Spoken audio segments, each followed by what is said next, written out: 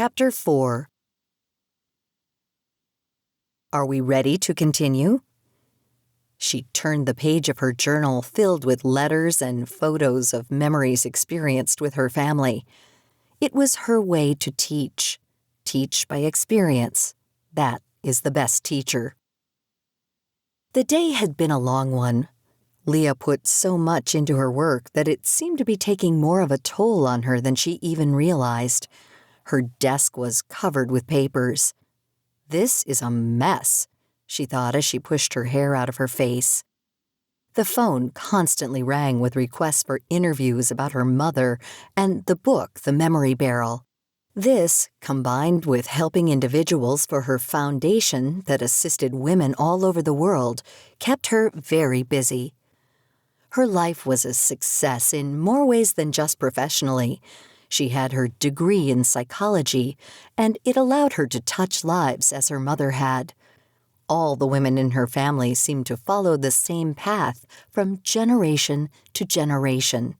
Women helping women. Leah's mother's book, The Memory Barrel, opened more doors than she ever anticipated. The book was a sign for her. Understanding its presence created a path for her. It led her precisely where she wanted to go. All she needed to do is take that first step. The book changed lives all over the world, hers and thousands of others. It was made into a motion picture and shown in movie theaters across the country. The magnitude of it really took all of them by surprise. There was so much wisdom presented in those few small pages. Talk shows like Oprah to The View analyzed it page by page, moment by moment. A book such as this, and the style in which it was written, caught the attention of readers all over the world. Mainly the women of the world, but men loved it too.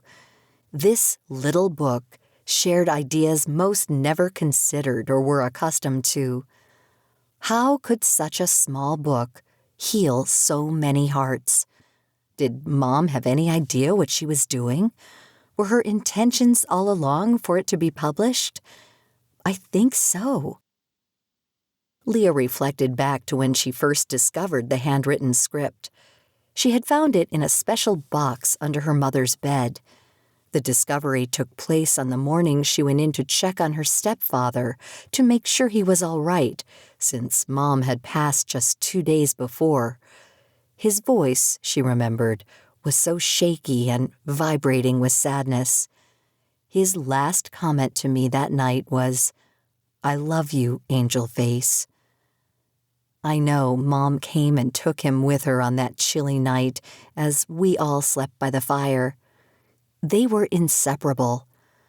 Remembering as she read the script for the first time in her journal, how it seemed to be almost prophetic, telling of moments that had not even taken place yet, right down to her coming to Pop's in the night for them to be together after she passed.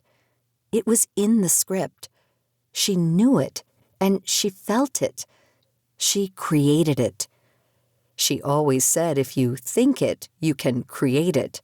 When you believe it, you will see it. Her words created her world, her dream, even to the meeting of Pops. What magic did she have that she could accomplish this? "Thanks, Mom," she sighed. "I remember." Leah dropped her head back just for a moment, taking a deep breath. Mom was one of a kind. Was she an angel? I think, yes. I genuinely believe she was. A movement outside her office window caught her attention. It was a baby deer playing in the yard, nibbling on the grass. Its mama was standing on the edge watching over it. Their home was by the ocean, hedged in the trees that surrounded their property. On occasion, the wildlife would appear in their little piece of the world. A smile came to her face. It was amazing since they lived so close to the ocean, yet the wildlife was plentiful there. Seeing the mother deer and her baby, Another memory appeared. I remember, Mom. I remember. She went back in time with her mother. Deborah swung the front door open. Leah, come quick. You'll never guess what I found. What? She said. Hurry, come with me. Her mother's voice sounded so happy. Where are we going? Deborah glanced around the room. Where is it? She thought. Quickly, she ran across the room and grabbed the lambskin that was sitting in a basket, as if it was waiting to be used for this very moment. Are you ready? Her eyes sparkled, walking towards Leah. She took her by the hand, pulling her toward the car. Mom, where are we going? Deborah whispered, It's a surprise. You'll never believe what I found. The car door slammed as quick as the key turned in the ignition. Deb hurried to explain. As she drove down the narrow back road, she continued. I was walking and listening to my music, as I always do. I could hear my MP3 humming as if it was going to stop. I thought, please, no, I hate walking without my music. Then, after a few more steps, I could hear it playing slower and slower. Ugh, no batteries. I didn't bring fresh batteries. Then it just died. I thought to myself, all right, deal with it. Leah listened intently to her mother's story. Well, then I heard something. What? Mom, I heard, well, I know this sounds crazy, but I heard a baby crying. My music had stopped right at that moment, so I could hear this baby crying. What baby? Out on this back road? Deborah nodded. I thought, God, am I losing my mind? And yes, I thought the same thing. What is a baby doing out here? I was still and just listened. It truly sounded just like a baby crying. My legs couldn't take me to the sound quick enough. I crossed the road, looked into the ditch, and there it was, Leah. It was a baby deer lying there. It couldn't move. Are you kidding? No, truly, it was a baby deer. I looked around thinking, oh my God, it's hurt, or is it? I carefully approached it and said, Hey, little one, where's your mama? It looked at me with its terrified eyes. It's okay, as I soothed it. It seemed to understand. I looked around to find help. There was a house up the road. I ran to it as fast as I could. I knocked so hard that I thought I might break the door. Finally, it opened, and an elderly man stood there startled. I think he was surprised that anyone was even at his door. He could barely walk, and oxygen tubes encased his face. Sir, I said, could you help me, please? I was short of breath from the excitement and not knowing what to do. Are you all right? He said with concern, looking around me to see if I was in danger. Yes, it isn't me. I pointed across the road. There's a baby deer over there in the ditch. Could you help me? Is it alive? Yes, it's crying, but not moving. His rigid legs came alive and his oxygen tubes released as he pulled them off to the side. The life energy just seemed to surround him. Side by side, we went to the baby deer. The elderly gent's wrinkled hands reached down, and he held this little life to his chest. The fawn was calm, but still very frightened. I had a hard time keeping up with him as we walked back to his home. We both were totally in shock to what we were sharing. He put his oxygen back on and sat in his rocker as the baby fawn laid on his rug at his feet. I'm sure he never in a million years believed this moment would be taking place in his home this morning. Immediately, I thought of you. I told him, I will be right back. Are you okay with it here? A smile lit up his face. I'm fine. I have to go get my daughter. Please, I'll be right back. Deborah pulled into the driveway, completing the story of what had occurred. both their doors swung open. Leah was as excited now as her mom. Leah approached the baby fawn, hearing his cry. She knelt down, and Deborah handed her the lambskin. She placed it gently around the little fawn, raising him to her heart. The crying stopped.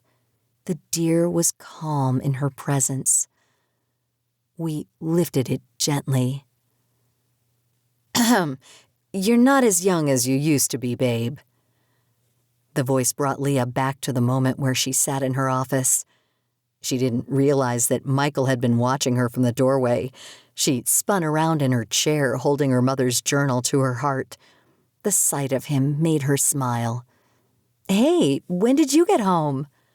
"Just in time, it seems." She laughed, shrugging her shoulders as if it was a familiar moment he had found her doing so many times over the years. Yes, she thought, you're always just in time. "Wine?" as he lifted a glass to her resting hand. "I knew you needed a break, and I have other ideas, too," he said teasingly, raising her from the chair. "Oh, do you now?" she giggled. "It's a surprise, and you will come without questions, okay? Then afterward, I plan a little foreplay with my love." She loved Michael. He just knew how to make her heart sing. He pulled her up from the chair, and they stood face to face, close enough to feel the rhythm of each other's heart. His lips came close, so that she could feel his breath. Their eyes sparkled to be close enough to feel the racing of each other's heart. Then, without hesitation, he smacked her on the butt. "Come on, we're out of here," taking a quick kiss to keep her in his view. He took her hand and guided her to the door. "Where are we going?" "I said no questions. Geez, you need to be spoiled, and then you will have your way with me," he grinned. Leah opened the closet on her way to the front door to get her jacket. There it was. Her mind flashed for a moment as she touched the pink hooded jacket. She remembered her mom saying, "When I leave this realm, this will be for you, Angel Face." Life in the world of the Pratts has always been beyond the normal. Michael just seemed to understand and became a part of it. Leah pulled the jacket over her head. "All right, I'm ready." He discovered from the local paper that a country band was playing up the road at a tavern. He loved to take her there whenever there was live music. She loved it. So, from time to time, he would surprise her, having her think they were going to a familiar diner. Then he would pull into the parking lot. Every time, her face would light up with a smile. She loved surprises, and he tried to keep that smile on her face as often as he could. "Oh, Michael, yay!" she squealed as he pulled into the parking lot. She just seemed to relax, knowing it was going to be an us moment for them. She loved the us moments. You could hear the music vibrating right into the parking lot. Leah did her cute happy dance getting out of the car. Michael laughed watching her and took her by the hand. "Come on, little lass. Let's let the fairy in you play with me and the world." She laughed. He understood her, and he knew every part of her so perfectly. Upon entering the tavern, the dance floor was surrounded with occupied stools and candlelit tables. It was a full house. Everyone sat in their chairs listening to the music, but hesitating to go out onto the dance floor. You could see it in their eyes, the desire, but fear to do it. Many lived their life that way, hesitating and holding back, afraid what someone might think or say. How sad, Leah thought.